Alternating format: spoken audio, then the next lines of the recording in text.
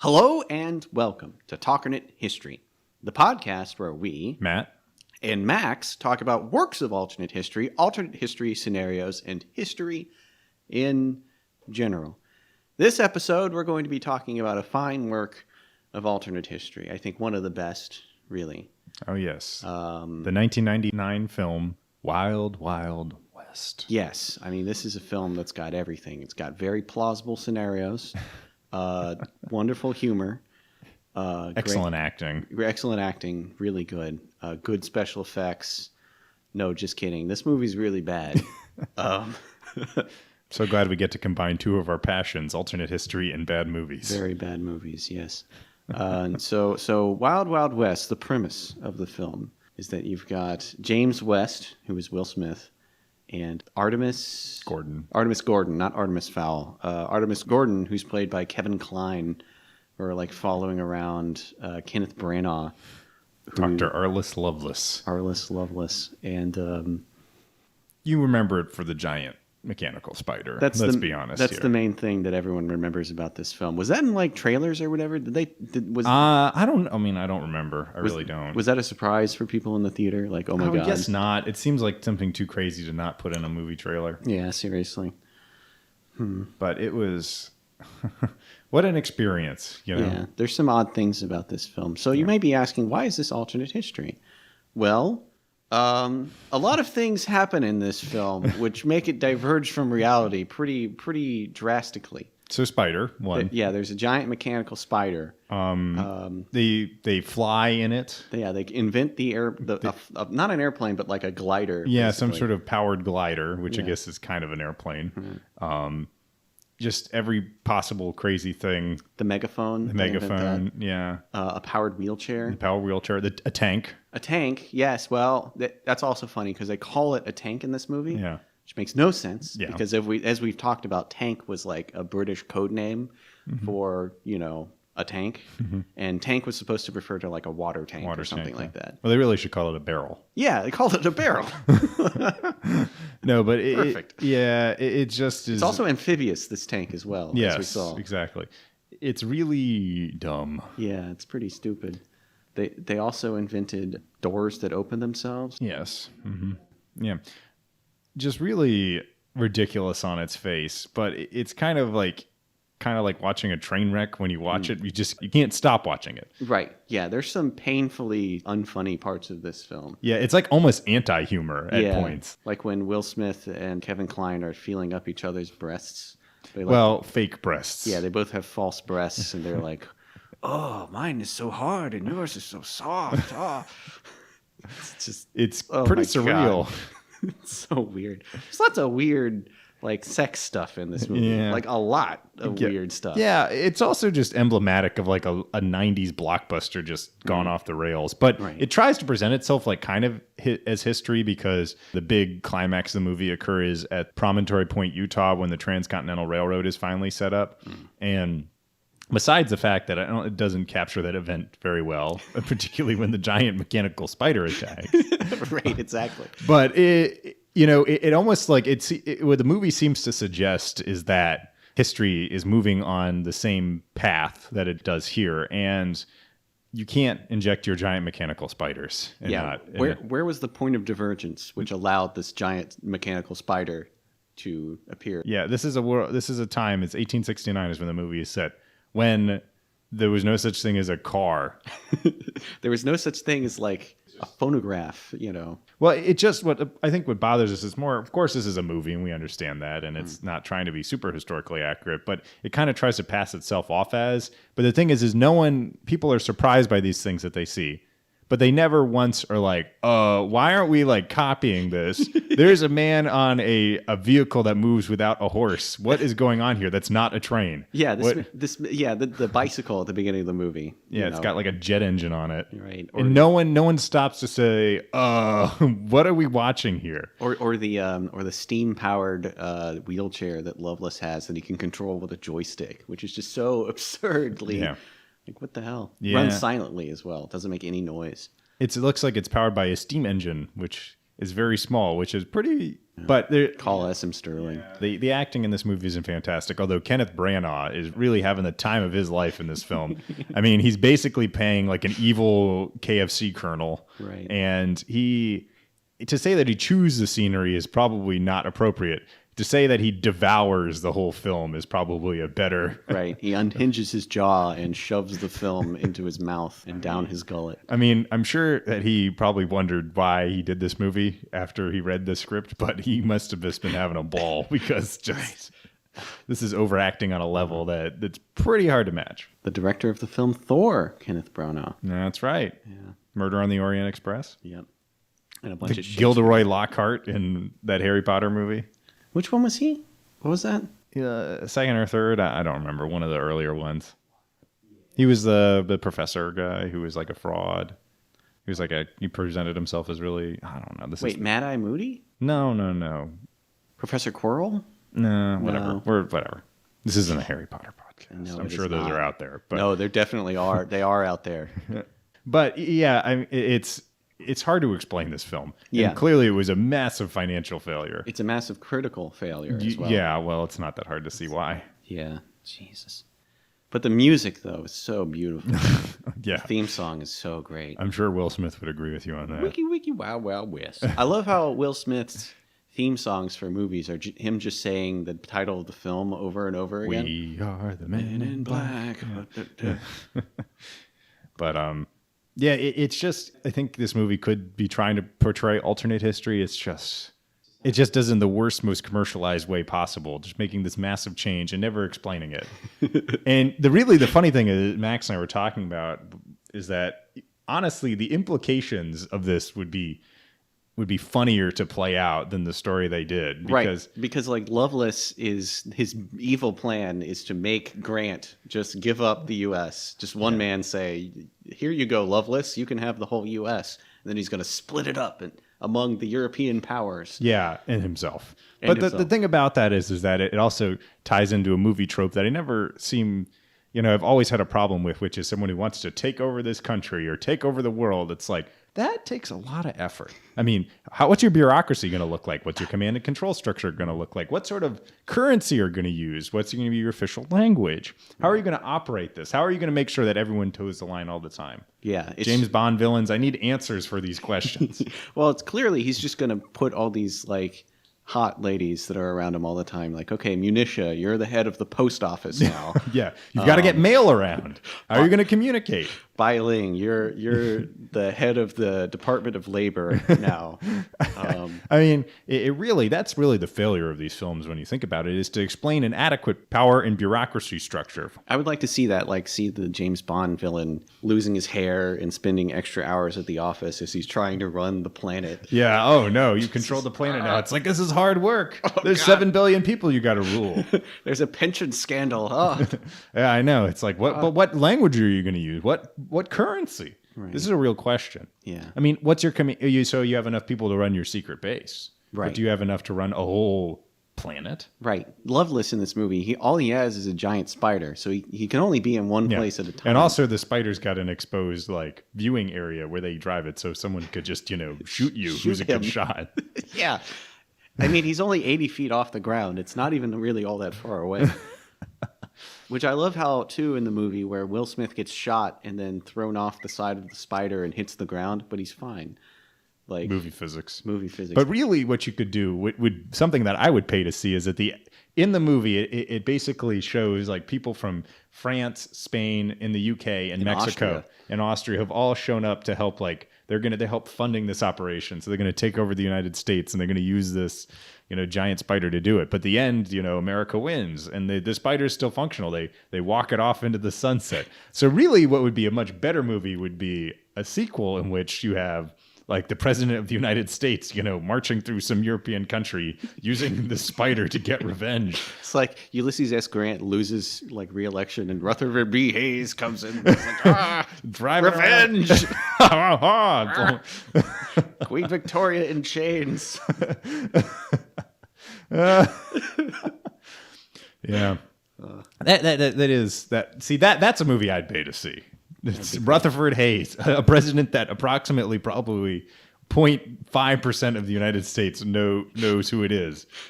Marching around in a giant mechanical spider. Wild Wild West too. Yeah, that'd be great. Oh man. If only. If only. If only. What a cruel world we live in which that doesn't exist. Yeah. Which we weren't gifted with another Wild Wild West. You know, after the movie, we went looking for Wild Wild West fan fiction. Very disappointed that there is none. I mean, for the movie. For the movie, right. There's a lot for the TV show, bizarrely. Bizarrely, from the 1960s television show. One of them was updated yesterday. That's a world you don't want to step into. It's fan like fiction quicksand. world, yeah. But it's just always interesting to see. I think this movie is a good example of the history of the world follows relatively the same path, but yet you have this stuff that stands out, like the beginning of the movie, X-Men Wolverine Origins. Mm-hmm. They see these guys on Omaha Beach, and they see these guys like jumping up like wild animals attacking the German position. And not one person ever says, we got something weird going on here. It's like the Darkest of Days problem, which we yes. talked about before. Now they should make a movie out of that. Yeah, absolutely. We've got to stop this Confederate attack. Here's this assault rifle. No one's ever going to say anything. No one's ever going to... And I think it's just another good commentary on the fact historical literacy. Yeah. It's like when people make this sort of movie, they throw in very tiny little scraps of actual history and then just do whatever they want. So they're really confusing the youth of this nation. Yeah, this didn't really happen, believe it or not, Wild Wild West. Yeah. And I'm sure there were some kids who saw it who did think that. Oh, no. Oh, no. James West. Oh, no. Giant mechanical spiders. Oh, no. Fake breasts. Oh. Oh no. Oh no, guys with like swords for hands. Yeah. I want to comment on something. I know we don't really have a whole lot of medical knowledge between the two of us, but let me just say there's a guy who lost his ear and just puts a horn on like some sort of horn device on it to listen. I don't think that's the way ears work. Not just any guy, Ted Levine. Ted Levine. I love this man. He's great. He was in Silence of the Lambs. Yeah, Buffalo Bill. Buffalo Bill.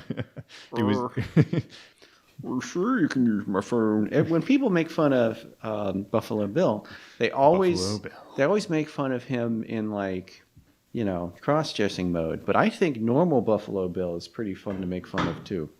Just like the guy going.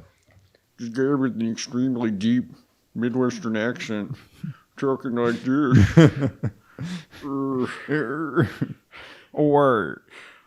was she a great big fat person? Captain Stottlemyre and Monk. I really liked Monk. It was good. It was good. Yeah, it was good. It got a little old towards the end, but it was good. But Ted Levine, yeah. But yeah, he's got a phonograph, like a metal horn sticking out of his ear. It's not the way ears work.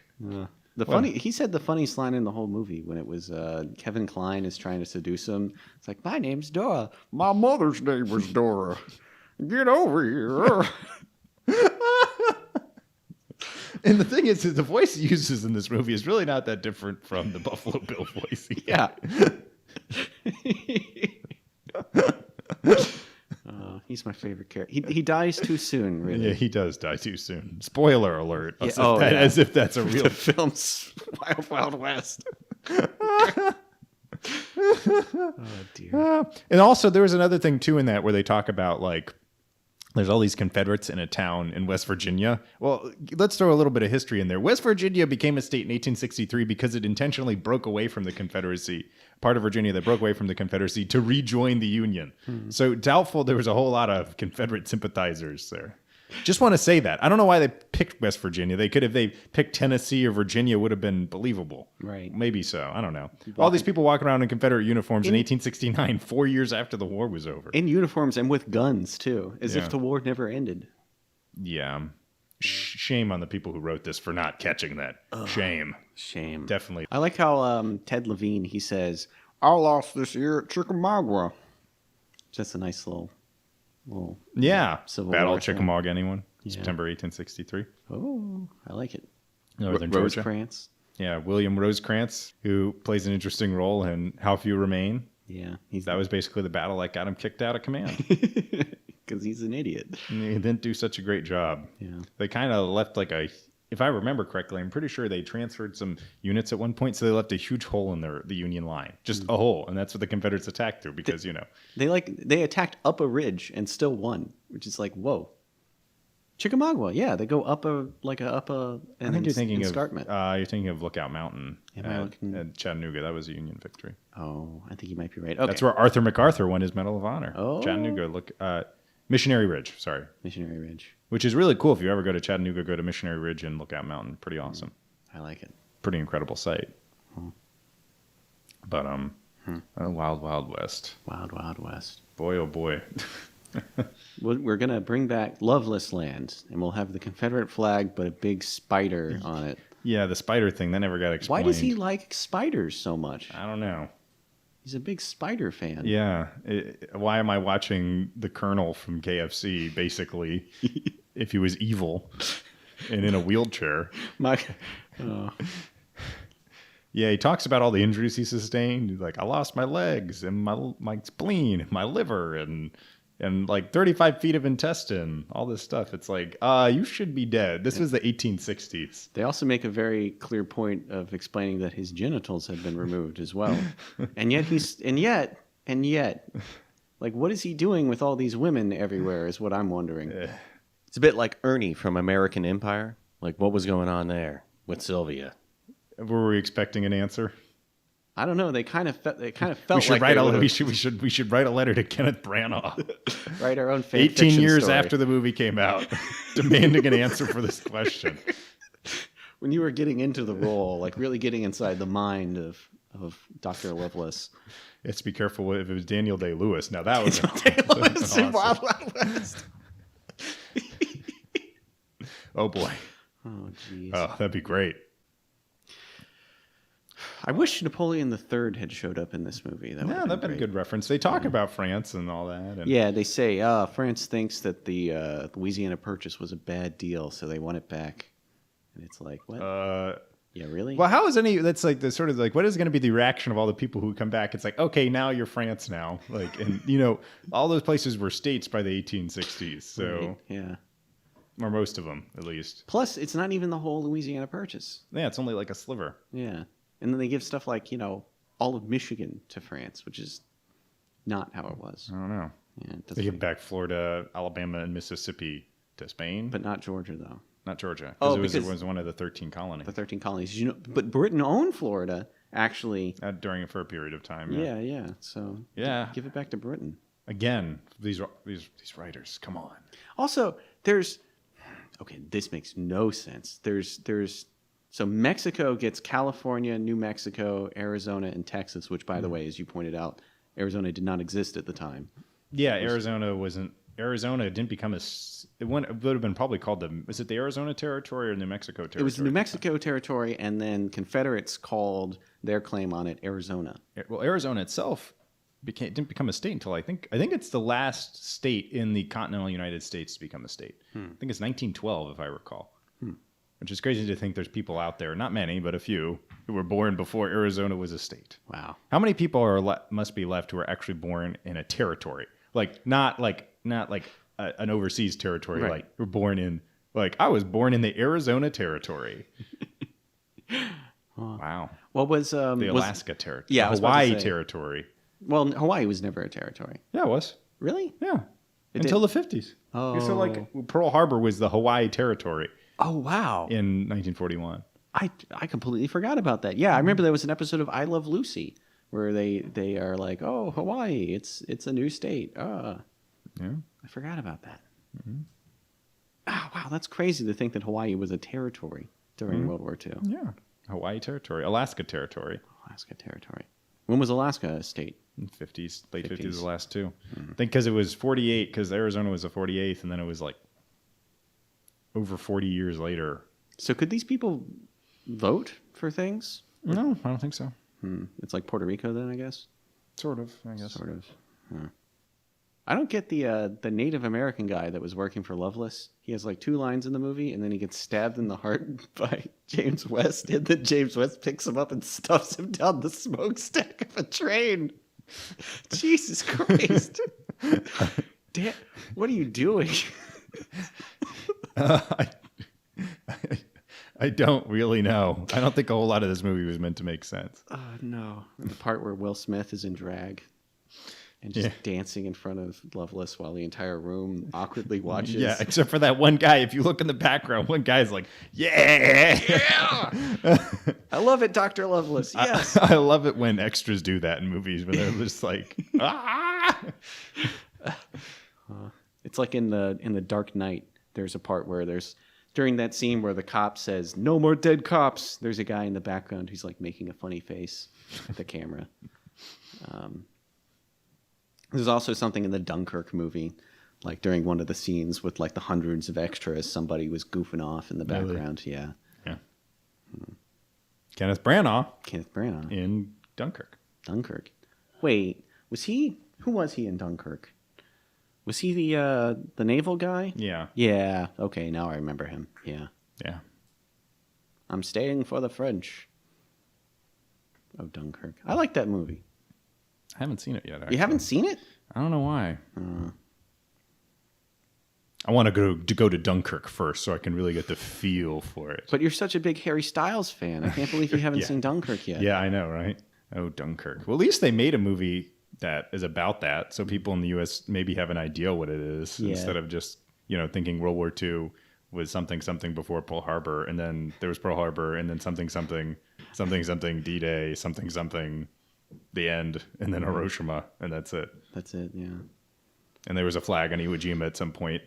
Right. There was a flag of our fathers. But there was a Hacksaw Ridge. There was a Pearl Harbor starring Ben Affleck. What a movie. What a movie. Doolittle Raid. Yeah, the Doolittle Raid and that thing. Oh, Michael Bay.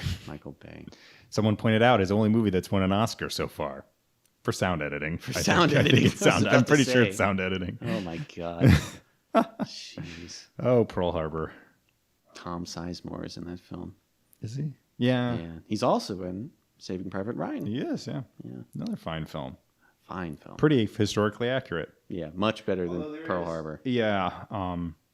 Although, like, the beginning scene is probably the best. And the fighting at the end, I mean, any of the action is good. Like, the story becomes a little sappy, but, like, the beach scene. Although there is one thing I will point out. If you watch that and, the landing craft are going in, and there's, like, one scene where you can see behind them, and you look behind the landing craft, and it's just open water behind it, which is understandable considering they're filming a movie. But the Normandy invasion was the largest invasion force ever gathered in history up to that point. So there should have been, maybe some ships that could have CGI added in the back instead of it just being open. So yeah, as a really in front of the invasion beaches, it would have been ships pretty much as far as the eye could see. So also, if you like that opening scene of the film, you can play it in every World War II video game ever because it's the same stuff over and over again. Yeah, pretty much. Land, go up the beach, put the Bangalore on the wire, shoot a bunch of people. I mean, that basically Call of Duty exists because of. Yeah, really. Because of Saving Private Ryan. It's so crazy that it was a World War II franchise and then went off in crazy like space and the Cold War. Now it's come back. And zombies. Yeah, now it's back home, I guess. Yeah. I guess. Oh, but overall, very good. Band of Brothers, excellent. I think even better than Saving Private Ryan. Yeah, I agree. Much better reflection of the war itself. And it actually goes to Bastonia, Battle of the Bulge, but they go to the Netherlands. Yeah. And that's something that Market Garden, not a lot of people think about. Not a lot of people think about it outside of Great Britain. That's right. Yeah, Monty's shame. No, but overall, what a film. What a film. No video game, unfortunately. Well, it's hard to make, what were they going to make, a first-person shooter or something? A third-person? Well, they did make a first-person shooter out of Gods and Generals. First-person shooter with single-shot rifles. You shoot and then you got to reload. Oh, and one other thing in that movie, they have this flying contraption. They're flying around the giant spider, and someone has a Gatling gun that points upwards that they use to shoot it down. And my thought on that is, why would the guns be able to be pointed upwards? No one would ever expect that. This is before flight. Why wouldn't they just be pointed downwards? Yeah. That's a good point. They didn't think about it. Again, letter to Kenneth Branagh. Yeah. Kenneth, I love your movie, but I just want to complain about a few small things that I hope you fix in the sequel that you will definitely make.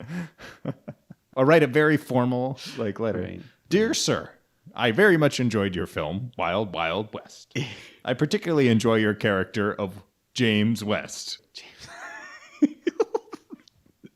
It was amazing how you were able to play A black man so convincingly. Oh, boy.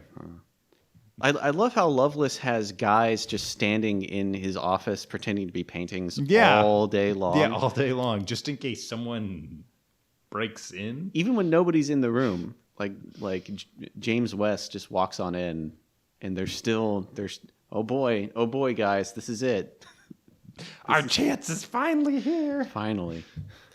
I hope they. And then they shoots a guy, and he falls from the ceiling. So it's saying there's a guy on a painting on a ceiling, just waiting, fighting against gravity. They all have the upper hand. They all could shoot him at any moment, and they all fail. And then Bai Ling dies. What a disaster. Well, oh no, so terrible. Bai Ling. What a movie. What a film. That's not a film, that's a movie. That's a movie. That's a flick. It's a cartoon. That's a joint a la Spike Lee.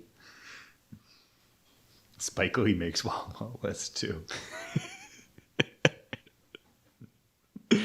Oh no. George Lucas makes Wild Wild West. Finally. It's appropriate for the things he likes.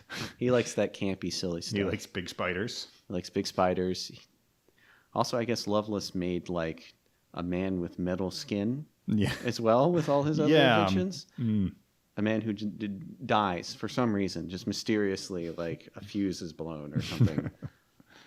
It's a strange film. You told me it reminded you. I think it's a good example of the excess of like late 90s, like mid to late 90s, like action films became just ridiculous. Face Off. Time Cop. Time Cop. Good Lord. Yeah, just kind of extravagant. Double Dragon. I don't know if I've seen that one. With Mark Dacascos in it? It's a fine... No, it's not a fine film. It's pretty bad. Independence Day. Independence Day. That's a great example. That's another great example. I'm so of glad this they made a kind of sequel film. because we all wanted a sequel. Right. People were marching in the streets with signs demanding a sequel. Wild Wild West 2. Retribution. No. Oh boy. Big spiders. Big ass spiders. Like that movie, Eight-Legged Freaks. Eight-legged freaks. I saw that in the movie theater. The movie just broke down in the middle of it. We stayed until they fixed it. That's a... No, I want to see what happens in this film. Yeah. It was so bad. Oh, boy. One of the ladies in it, like the main heroine, was in Sliders. Oh. She was the one who came in like in the middle of the third season. Wait, is she like the older woman? Yeah. I think I may know who you're talking about. I think she was also in Beastmaster 2 Through the Portal of Time. Very well could have been. After the episode, I'll show you what I'm talking about. But Eight-Legged Freaks. What a movie. What was the name of the guy, the main actor in that film? I'm trying to remember. Is that David Arquette? That's David Arquette. Do you know he was a WCW heavyweight champion for a time? What? Yeah, it's because he was in the film Ready to Rumble, which was a WCW movie. And then for like 2 weeks on television, he was like, the champion. Ah, that's right. Okay. Yeah. It was dumb. Well, I think that's about it. Yeah, I think that covers all of our thoughts about the fine film Wild Wild West. Yes. This is Matt signing off. And this is Max signing off. Have a good day, guys. Have a good spidery day. have a loveless day, guys. Have a good day, guys.